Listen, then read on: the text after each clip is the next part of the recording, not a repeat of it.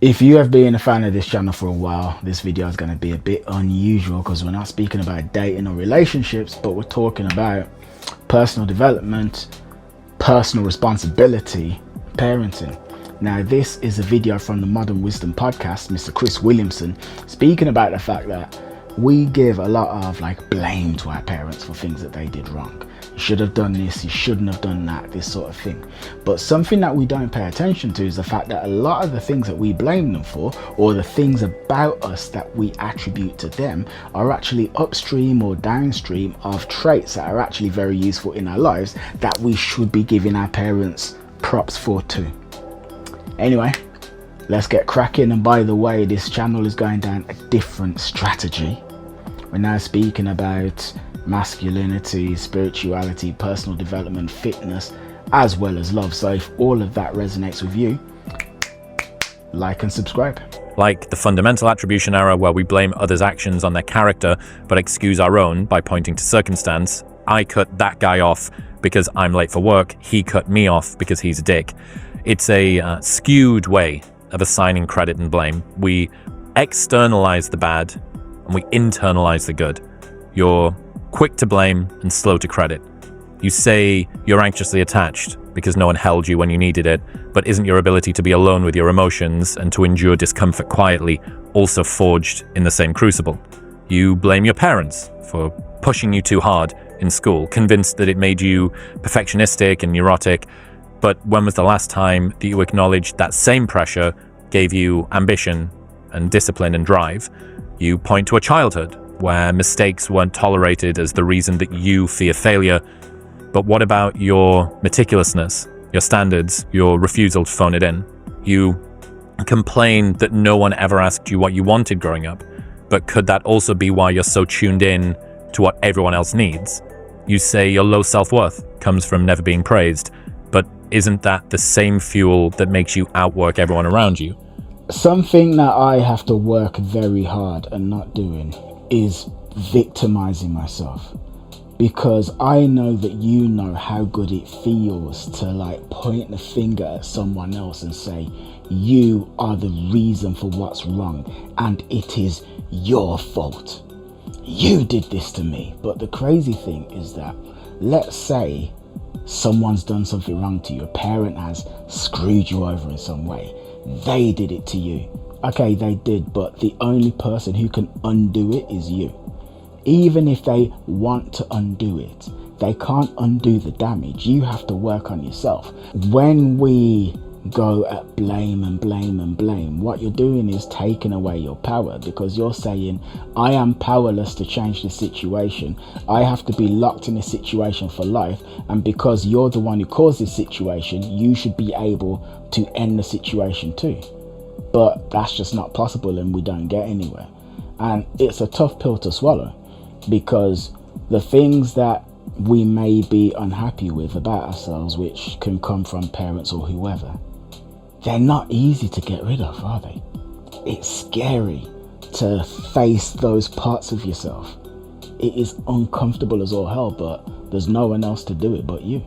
Trace your conflict avoidance back to all of the shouting at home, but isn't that also where your talent for de-escalation and emotional radar came from? You chalk up your hyper-independence to not being able to trust anyone, but isn't that also what made you capable, adaptable, and calm under pressure? You say you're emotionally guarded because no one took your feelings seriously, but isn't that also why you're steady when the people around you fall apart? You attribute your sensitivity to criticism to all of the judgment that you grew up with, but that is also what makes you thoughtful, receptive, and serious about getting better. You say your nervous system never relaxes because your home was unpredictable, but isn't that also why you're perceptive, quick thinking, and never caught off guard? The traits that you are most ashamed of are often just the dark side of something light. My dad used to literally beat the hell out of me when I was a kid. In all honesty, the man would be in prison if he did it today. That is just an actual fact, but he did do that. Now, as horrific as it was, and it was horrific, I mean, there are a number of benefits that have come along with it.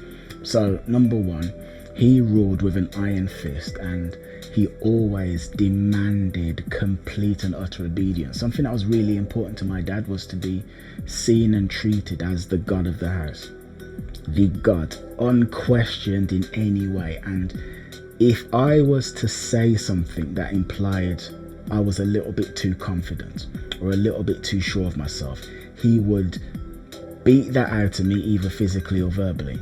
Now, was that horrific? Yes. Was it terrible? Yes. But here's the thing, it gave me a heightened sense of social awareness. So now I'm very good at managing people and knowing what buttons to press and to not press. That has served me very well in my adult life. It helped me to become socially calibrated. It helped me to read emotional signals. I had to do it in order to stay safe. It helped me to get along with people because I learned to be polite. It helped me to learn to contain my emotions. It helped me to compose myself in interviews and at work, in places where no matter what's going on with you emotionally, you need to cast a certain image. I was beaten a lot, like I said. Was it hard? Yes. Was it terrible? Yes. Did I hate it? Yes. Should it have happened? No. But I would be lying if I said that I'm not aware that that happening to me gave me a degree of physical strength in my nervous system. It has. I work out a lot. I can take discomfort. Why? Because I experienced a ton of discomfort growing up. I faced an illness in Bali and refused to back down and refused to let that illness beat me. Why? Because I grew up being used to experiencing physical discomfort. I never give up on anything, ever. Why? Because I'm used to discomfort. I don't crumble under pressure. I'm disciplined. And I would be remiss to act like that is not a direct result of being my dad's son. Nothing was ever good enough. No matter what I did, it could have been better. It was never quite good enough. Did that bring me down? Yes. Did that make me feel not good enough? Of course. But you know what else it made me? A brilliant writer. Why? Because nothing I write is good enough. But when nothing you write is good enough and you're always trying to make it perfect, that means that you end up crafting beautifully written stories, perfectly crafted sentences. I would be a fool if I didn't see how that is deeply related to things that I'm not particularly fond of. Your sharp edges didn't appear out of nowhere. They're often the byproduct of something useful. A strength turned up too high, or a gift handled without guidance. Think about a sword. It's powerful, precise, designed to cut through resistance. But if it's double-edged, and most swords and strengths are, then sometimes it nicks you on the backswing. That doesn't mean that you throw the sword away. It means you learn how to hold it properly, because most traits worth having come with risk. The truth is messier than a single cause, because every trait that we have is entangled. Wounds and gifts often share a root. The self-reliance you're proud of might come from the same childhood where you couldn't rely on anyone else.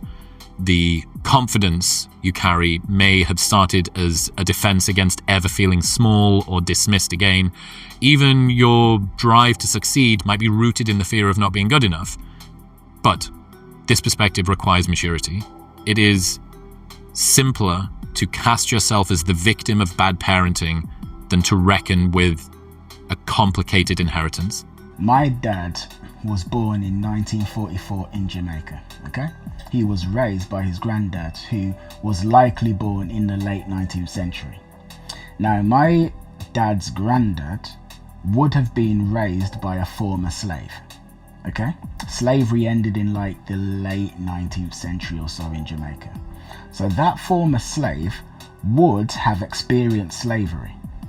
That former slave who raised my dad's granddad being born in the late 19th century, and then the former slave who raised him being born in like 1820 or something like this, 1830, that person would have been beaten badly abused, whipped, raped, all of that stuff. If we just go back like 4 members of my generation, me, my dad, his granddad's caretaker, were back into slavery. And the fact is, a lot of the stuff that my dad did to me was literally learned slave behavior from slave owners. I am certain that what my dad did to me is a lot better than what happened to him. Rationally, logically, I'm pretty sure that is true. Something that I have to come to terms with is, as much as I hate the things that he did, realistically, how many people in his situation would have done the same things? Because I know the things that he did to me happened to him. I know that they did. And it's just like a tough pill to swallow. That can have this like animosity. And then, I don't know, because it's like, say today, I don't have kids. But when I do, will I do anything like what my dad did? No. But will there likely be some residue of that? Some residue? I'm sure there will be. But then what, my kids will be like Gen Beta or something like this. And then whatever thin residue of the Jamaican slave colonial behavior is left in me, they might see me as being this horrifically abusive person, even though by today's standards, or maybe standards when I grew up with, I'm actually a saint. The cultural narrative rewards blaming your parents more than it does understanding them. Therapy turns them into villains. Instagram makes them punchlines. But how often do you thank them in the same breath that you critique them? None of this, obviously, excuses abuse or neglect or dysfunction, but it does ask for honesty. If you are going to draw a straight line from your childhood to your flaws, you should trace that same lineage to your strengths. If you can't let your parents take credit for what's right with you, maybe you shouldn't be so quick to make them the villains for what's wrong. The child position is to blame. The adult position is to see the context. And like I said earlier, do whatever you need to do to get past the things that you need to get past. No one else can do it for you. It's something I remind myself of every day. You know, I'm not standing here on a cloud, like giving this from a cloud. I remind myself of this daily. Nobody else can do it but you. You don't have to worship your parents, but you don't really need to hate them either. And you know, one of the messed up things about life, like there's this guy on Instagram that I follow, I can't even remember his name, but he's always doing videos about the fact that nobody knows what the hell they're doing in life. Like no one has a clue. Everybody is just pretending. And that's true. And our parents are pretending too, you know? So you just realize that, you realize everyone's pretending, you realize there's no one coming to the rescue, and then you just do what you gotta do. But anyway, that's it for the video. I hope you got value from it. I really hope that you did. If so, let me know. I mean, has anything that I said resonated with you? Because I'm trying to build a tribe of like-minded souls. So if this has resonated with you and you're still watching, you are part of my tribe and I want to hear from you. I want to get to know you. So yeah, let me know how you feel. If you'd like more from me, please do subscribe. You can join my Substack. There'll be a link to that in the description. And merci beaucoup. Have yourself a good day.